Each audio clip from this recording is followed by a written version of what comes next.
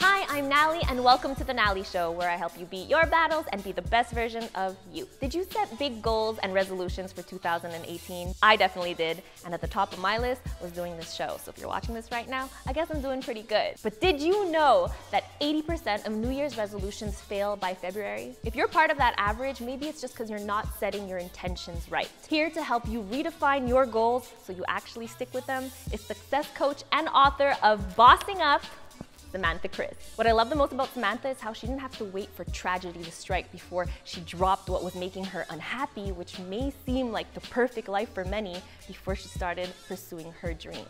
Together, we are going to give you 5 tips to commit to your goals. Please welcome Samantha Kris.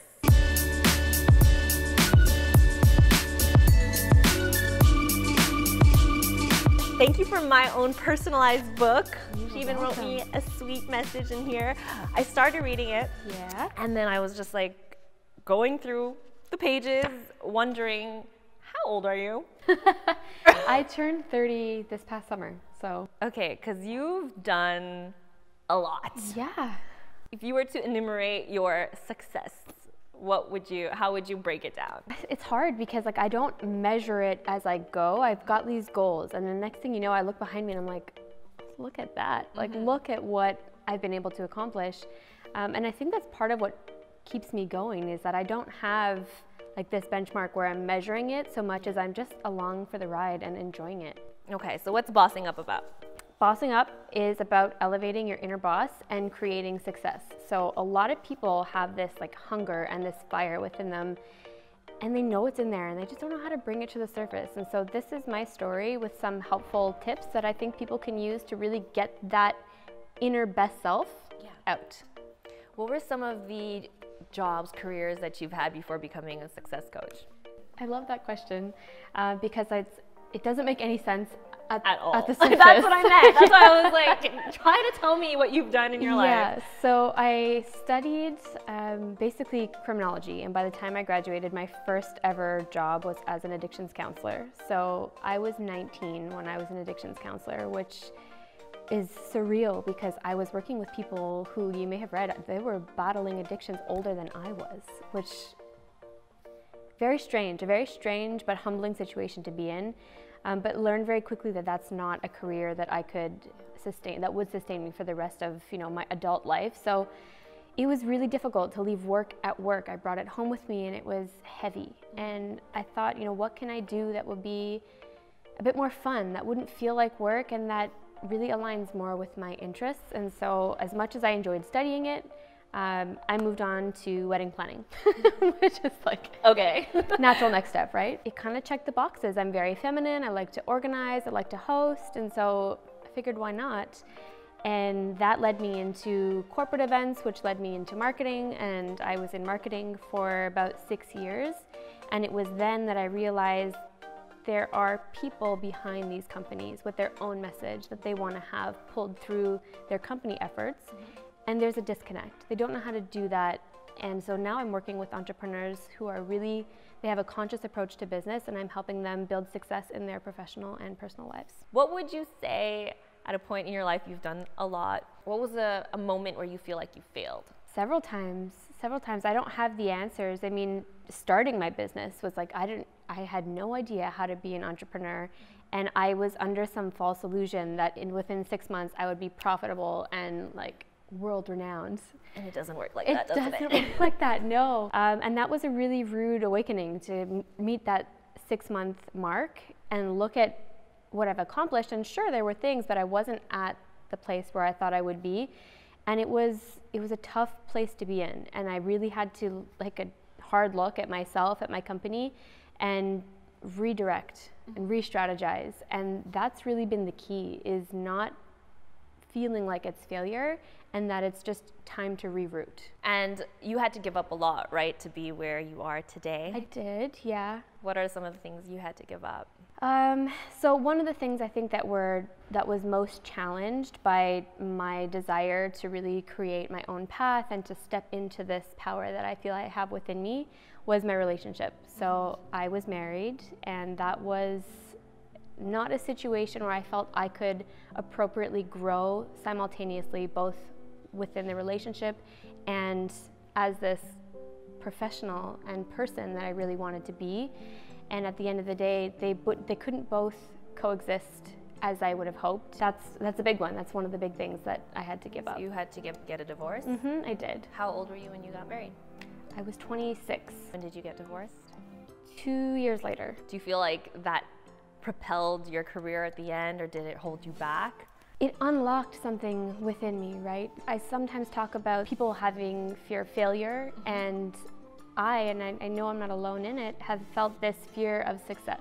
And so when I was in that relationship, I was thinking, what if I do this and I start and I live up to my full potential and I do what I know I have within me to do?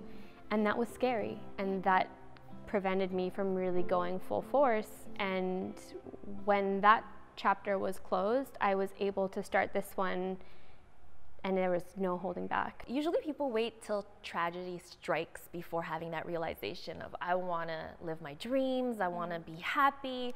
And people would think that you had a great career, you were married, it's like that typical life that everyone wants, and you had it. Usually people wait for something bad to happen to then, take action to be happy. What drives you? There's so much of this life to experience and to explore, and I want to soak in as much as I can. And you're right, I had a great life. I had a great job. I was in a good relationship. I honestly can't complain. And to be completely honest, there are parts of me where I felt very guilty for looking at what I had and thinking, like, why isn't this feeling like enough? Mm-hmm. And it was just understanding what I want to get out of life and what I want to give back, and there was a disconnect. And when I took some time to think about what I feel I can confidently offer to this world and what would need to be in place for me to do that, it wasn't the situation I was in. And in its own right, it was pretty tragic. I mean, it was a very, very difficult moment and part of my life, but it's a learning experience, and it brought me, not that scenario brought me happiness, but it opened the door for future happiness. Would you say, as a success coach, that you are successful today? I would say so. I mean, success is relative to what you want and what your ambitions are, and I feel that I'm going for what I want, and I'm constantly raising the bar. And that idea of not growing stagnant and continuing to evolve and continuing to push yourself outside your comfort zone and what you think you're capable of, that's success to me, and that's what I live and breathe. So yeah, I'd say I'm successful. Well, I agree. I think you're pretty successful too. What are your goals for 2018? Okay, goals. I love talking goals. I know you do. I'd love to bring Bossing Up to such a good book. Thank you. I'd like to bring it online as an e-course. So as I've discovered, a lot of people who are super interested in what the book has to offer, they're like, yeah, but I just don't like to read. And so, how else can I get this information?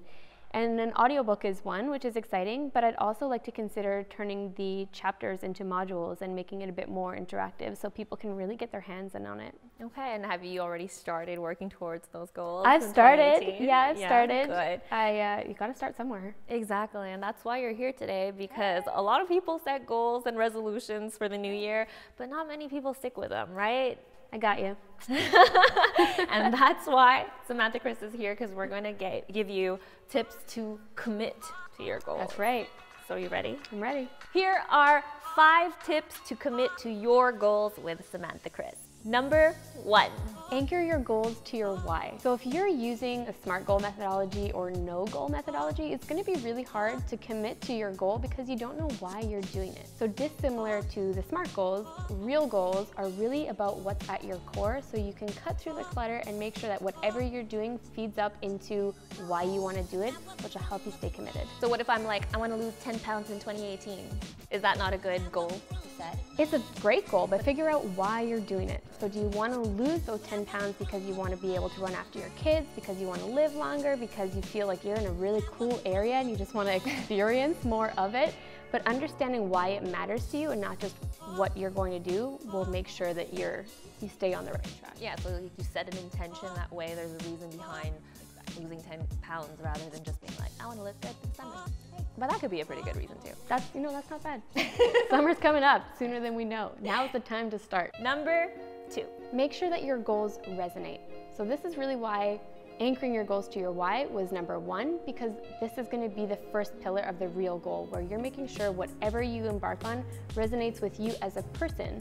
So when you're considering different opportunities, different paths, if they don't vibe with who you are, ignore it. And if they do, is the first sign that you're on the right path. How do you know whether they resonate or not? And I think this is why it's really important to understand your why, because if you want to be a better person, if you want to deliver more value, if you want to be more valuable at work, a better partner, that will help when you're forming your goals to realize, how does this really center to who I am and why I'm setting this intention for my goal. Yeah, so it's almost like a feeling too, right? Yeah. Number 3. Feel empowered. So you want to make sure that you flex those powerful muscles. Got excited there. As you should. Your goals should excite you. There you go. This is why you should feel empowered by them. You want to make sure that every morning when you go to start working on them, and as you should every morning, by the way, you want to make sure that this is something that makes you feel good, that you look at and you say, yes, I want to do this because, and make sure that it's for you.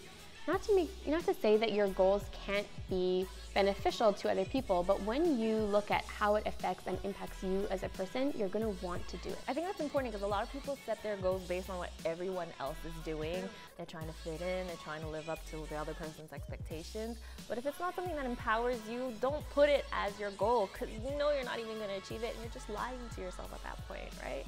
Nobody has time for that. Nobody has time for that. Number 4. Make sure your goals are actionable. So this is something that's going to keep you on track day in, day out. When you break your kind of big idea goal into small actionable chunks, you're going to be able to take action every single day and keep that momentum going. What's an example to that? One of my goals for this year is to get more exposure in the US market. Yes. So breaking that down into actionable chunks, I've started to look at what publications I want to get featured on, who am I going to have to reach out to make that possible, what is my pitch going to be, what is going to make them care that I would like to be in front of their audience. And so these are things that day over day, week over week, I'm able to work on so that when the time is right for me to reach out, I've taken those steps, my momentum has built, and I am ready for it. Kind of reminds me, one of the best advice someone gave me was to work backwards. I don't know if that makes sense. Reverse engineer. Yeah, exactly. Yeah. So you think of your big goal, like I'm like, I want to have the Nalie show. How am I going to do that? So I pictured this happening right now, and then you take those actionable steps to then build and create your studio and create your space and an epic team and my great guests. Okay. Number 5. Define how your goal is lucrative to you. So this is the 4th and final pillar of the real goal methodology, and it's really, really important because when you define why your goal is lucrative or what you stand to gain, it really helps to paint the picture of what you stand to lose when you don't achieve it. So whether that's money, whether that's more time with your kids, whether that's extra knowledge, understand really, when all is said and done, what you're going to have more of, so that when you wake up in the morning, and there will be those days where you just don't want to necessarily go for it, and when you think like, what am I doing this for? This will help. That 4th and final pillar will make sure that you know, big picture, what is at the end of the tunnel for you. I loved how you said lucrative doesn't necessarily mean money, right? It can bring so much more. And a lot of people think that when they apply their goals, it's like, there's no point to this because, I'm not making any cash doing this, or where is this going to take me in 5 years?